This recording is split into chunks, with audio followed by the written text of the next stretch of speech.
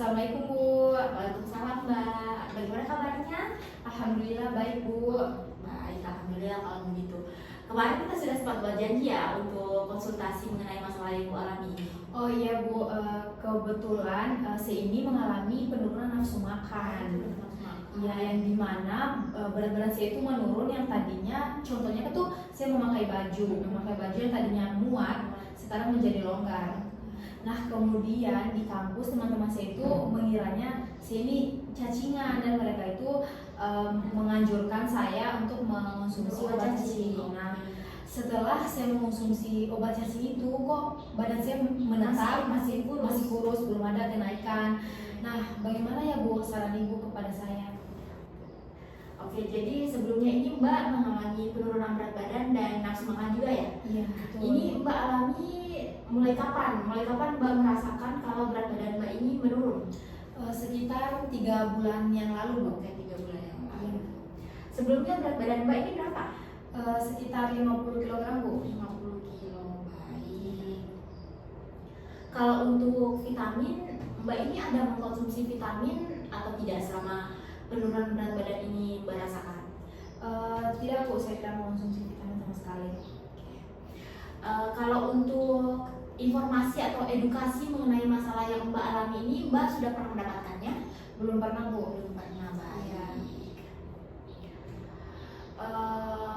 Apakah Ibu sudah pernah mencoba untuk mengkonsumsi vitamin atau penambah nafsu makan untuk pemrosesan menaikkan berat badan ini? Tidak pernah Bu. Tidak pernah ya, tidak pernah. Oke, berarti tidak pernah. Untuk makanan Ibu sehari-hari selain nasi, lauk pauk apa saja yang Ibu konsumsi untuk sehari-harinya? Seperti ikan, sayur bayam, tetapi dalam porsi yang kecil Bu. Sayur bayam. Iya. Kalau tempe dan tahu, Ibu mengkonsumsi juga? Konsumsi tapi jarang-jarang Bu. Oke, baik. Kalau untuk buah-buahan, Ibu mengkonsumsi buah-buahan atau tidak? Jarang Bu. Oke, jarang, buah-buahan jarang ya. Nah, ini kalau untuk mie instan bagaimana Mbak? Kalau saya mengonsumsi mie instan itu 1 minggu itu 5 kali Bu. Wow, lumayan ya. Iya. Untuk mie instan. Karena saya mengonsumsi itu mie instan, kan saya kan mahasiswa Bu. Oke, Jadi ya. yang tadinya padat sekali di kampus seperti mengerjakan tugas mungkin atau hal yang lain, jadi tidak menyempatkan saya untuk memasak. Oke, Ya, baik. Bu. Kalau untuk dari keturunan di keluarganya Mbak ini ada yang memiliki gizi kurang juga? Tidak ada Bu. Tidak ada. Semua gizi dari keluarga saya itu baik, cuma saya kayaknya kurang Bu. Oke, baik. Kalau untuk penyakit yang Mbak derita, ada penyakit lain atau Mbak ini pernah dirawat di rumah sakit mungkin? Iya pernah Bu, waktu umur saya 18 tahun kemarin saya mengalami usus buntu yang dimana saya dioperasi Bu. Oh iya, oke. Waktu itu langsung dioperasi? Iya Bu, karena dulu yang kemarin itu sakit sekali jadi langsung dioperasi. Jadi setelah operasi apakah ada perubahan yang Mbak rasakan atau perubahan mungkin dari segi fisiknya Mbak? Iya ada, seperti nafsu makan berkurang dan berat badan saya yang menurun drastis. Oke. Kalau untuk perubahan yang Mbak rasakan ini, apakah Mbak sudah sempat mengkonsultasikannya ke dokter? Iya sudah pernah Bu. Kemudian dokter itu menyarankan bahwa setelah operasi itu pasti ada perubahan seperti nafsu makan berkurang dan berat badan menurun. Oke, baik. Jadi apa sebelumnya Mbak ini berniat untuk menaikkan berat badan Mbak? Ya saya sangat berharap Bu untuk menaikkan berat badan saya. Baik Mbak, jadi begini Mbak, saya punya solusi agar berat badan Mbak ini bisa kembali normal dan tidak kurus seperti yang Mbak rasakan sekarang ya. Bagaimana caranya Bu? Oke. Sebelumnya golongan darah Mbak ini apa? Darah O. Darah O, golongan darahnya O. Oke. Melihat dari masalah yang Mbak alami ini, kalau begitu saya menganjurkan Mbak untuk mengkonsumsi vitamin. Nah ini vitamin ini dia itu dapat membantu nafsu makan Mbak. Selain itu Mbak ini harus mengkonsumsi juga buah-buahan. Begitu.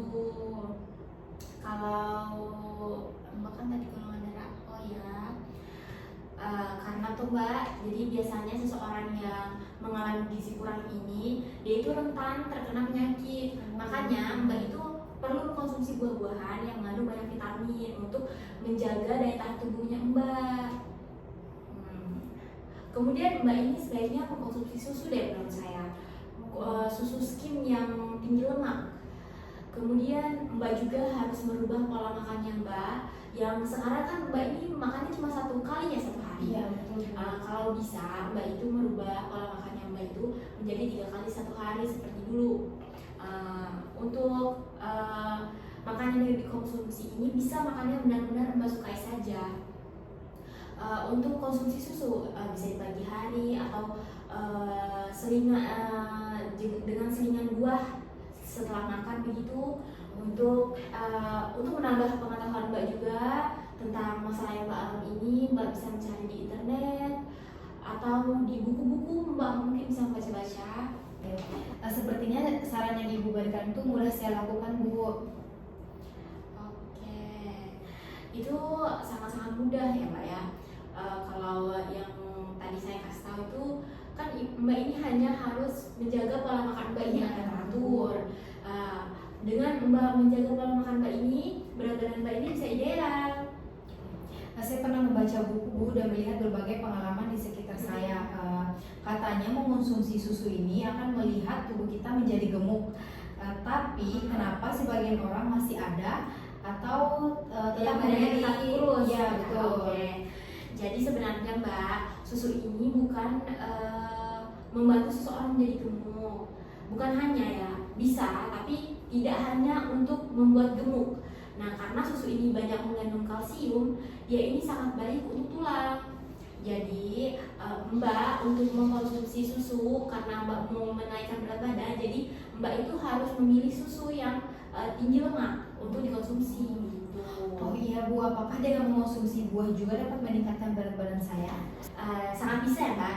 Jadi buah ini mengandung banyak serat yang berguna untuk pencernaan di tubuh seseorang. Jadi dengan Mbak mengkonsumsi banyak serat ini memperlancar BAB-nya Mbak. Jadi kayak serat ini membantu pembuangan kotoran di setiap harinya. Oh begitu ya Bu. Iya. Saya sangat jarang mengonsumsi buah-buahan. Apakah buah-buahan yang saya konsumsi itu bisa dibuatkan jus? Oh bisa banget. Oh ternyata buah penting juga ya Bu. Saya kira hanya dengan mengonsumsi makanan yang kaya karbohidrat itu akan dapat meningkatkan berat badan saya. Tidak ya Bu. Jadi malahan mengkonsumsi makanan beragam ini dan zat gizi yang beragam akan membantu tubuh ini untuk menjadi lebih sehat. Jadi tubuh ini bisa jauh dari penyakit. Bagaimana dengan 8 gelas sehari Bu? Bagaimana pendapat Ibu tentang itu? Manusia ini sebaiknya minum sebanyak 8 gelas sehari Mbak. Karena kita ini sebagai manusia membutuhkan banyak air. Bagaimana cara saya agar dapat minum 8 gelas sehari Bu? Nah itu sangat mudah. Jadi sehabis bangun tidur itu minum dulu 2 gelas. Terus sebelum makan siang, kemudian sesudah makan siang itu segelas. Kemudian sebelum makan malam segelas. Sesudah makan malam juga segelas. Dan sebaiknya sebelum tidur juga mengkonsumsi air minum sebanyak 2 gelas. Maka ibu akan mencapai 8 gelas satu hari. Oh sangat mudah ya Bu. Ya. Saya kira tadi sulit. Soalnya saya membayangkan minum sebanyak 8 gelas sehari itu sangat susah menurut saya. Tetapi setelah Ibu menjelaskan kepada saya, sangat mudah untuk saya lakukan dan saya terapkan sehari-hari. Sebenarnya Mbak, yang tadi saya jelaskan itu tidak ada yang susah selama Mbak ini mau mencoba dan saya yakin pasti Mbak ini bisa. Ya Bu, insya Allah saya bisa lakukan dalam tiap hari. Pastinya itu Mbak. Oh ya Bu, bagaimana dengan saya yang sering mengonsumsi Indomie, apakah baik buat saya atau tidak? Sering mengkonsumsi Indomie ya 1 minggu 5 kali ya tadi. Iya. Jadi mengenai Indomie ini sebaiknya Mbak ini membatasi mengkonsumsi Indomie karena Indomie ini sangat tidak baik buat kesehatan. Indomie ini bukannya dia beracun, tapi dia ini tidak memiliki kandungan gizi di dalamnya. Dia itu hanya karbohidrat yang ada dari mie, ini kan dibuat dari tepung. Iya, betul. Dia ini juga ada dampaknya karena dia pembuatan dari bahan kimia ya. Gitu. saya sangat suka Indomie yang dimana kalau saya lagi malas masak, apalagi kan pulang kampus kan capek kan Bu. Jadi salah satu sasaran utamanya itu Indomie karena Indomie ini penyajiannya mudah dan cepat saji. Oke. Tapi cepat sajinya itu yang akan berdampak bagi kesehatan kita, Mbak. Jadi lihat tubuh Mbak sekarang ya. Mbak ini mengalami gizi kurang karena pola konsumsi Mbak yang tidak baik. Oh iya Bu, saya memang salah. Mulai sekarang saya akan membatasi mengonsumsi Indomie. Baguslah kalau begitu. Mbak itu sudah mengerti dengan apa yang saya sampaikan tadi. Iya, selain itu sayur juga sangat berguna bagi tubuh saya dan saya itu malas makan. Saya hanya makan beberapa jenis sayur saja Bu, ya seperti yang saya sukai saja, itu pun jarang makannya. Jadi Mbak ini hanya menyukai beberapa sayur saja ya. Iya, betul. Nah jadi Mbak, sebagian besar sayur itu kaya dengan karbohidrat utuh, serat, vitamin dan mineral. Jadi semua jenis sayur yang berwarna hijau gelap, ada juga yang berwarna merah, jingga atau kuning, dia ini kaya akan beta karoten. Nah jadi beta karoten itu zat membentuk vitamin A di dalam tubuh. Jadi Mbak, kalau zat hijau daun atau klorofil pada sayuran hijau, dia ini berfungsi sebagai hemoglobin pada manusia.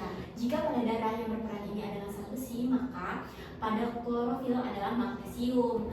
Oh ya, selain itu pada sayuran juga banyak terkandung vitamin dan mineral yang mudah rusak atau mudah hilang pada saat dimasak atau dicuci.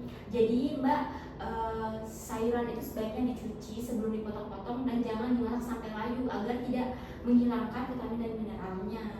Oh, ternyata sayur mempunyai banyak manfaatnya ya Bu. Saya baru tahu Bu dari yang Ibu jelaskan kepada saya. Iya Mbak, jadi sayur ini sangat banyak manfaatnya. Jadi mulai sekarang Mbak ini harus membiasakan makan sayur, apalagi sayur bening ya. Karena sayur bening ini hanya menggunakan garam sebagai cita rasa tersebut, tidak menggunakan MSG. Kenapa dengan penggunaan MSG Bu? Oh jadi begini ya, untuk penggunaan MSG ini sangat tidak baik untuk tubuh kita Mbak. Sebaiknya Mbak ini harus membatasi penggunaan MSG pada makanan gitu. Oh iya Bu, kalau begitu mulai sekarang saya akan membatasi itu. Saya juga lebih suka mengonsumsi ayam potong dibandingkan mengonsumsi ikan Bu. Mbak tidak suka mengkonsumsi ikan. Ikan baunya amis, makanya saya sangat tidak suka. Padahal saya tahu kalau ikan itu sangat penting bagi tubuh saya. Ternyata Mbak sudah mengetahui banyak ya, tetapi tidak dijalankan. Iya Bu. Jadi ikan ini memang mengandung banyak mineral dan zat besi bagi tubuh Mbak. Oh iya ya Bu, tapi bagaimana lagi kalau baunya yang saya tidak suka seperti amis begitu Bu? Jadi sebaiknya Mbak ini mulai dari sekarang harus membiasakan makan ikan. Apalagi ayam yang Mbak beli ini kan belum tentu ayam kampung kan. Pastinya ayam potong yang sudah disuntik-suntik itu. Memangnya tidak baik ya Bu? Sangat tidak baik Mbak, karena bahayanya banyak bahan kimia yang dicampurkan di suntikan tersebut, karena agar ayam itu terlihat masih segar begitu. Oh ya Bu, terima kasih ya kalau begitu. Saya akan mencoba melakukan semua yang Ibu ajarkan kepada saya. Kalau begitu selamat mencoba ya Mbak. Untuk itu 2 hari ke depan jangan lupa datang lagi ya untuk konsultasi dan kita lihat hasilnya. Oh iya Bu. Oh iya Bu, kalau begitu saya permisi dulu ya. Ya Ibu, jangan lupa untuk yakin dan berusaha ya. Insya Allah Ibu akan mendapatkan apa yang diinginkan. Selain itu banyak berdoa Ibu. Ya terima kasih Bu.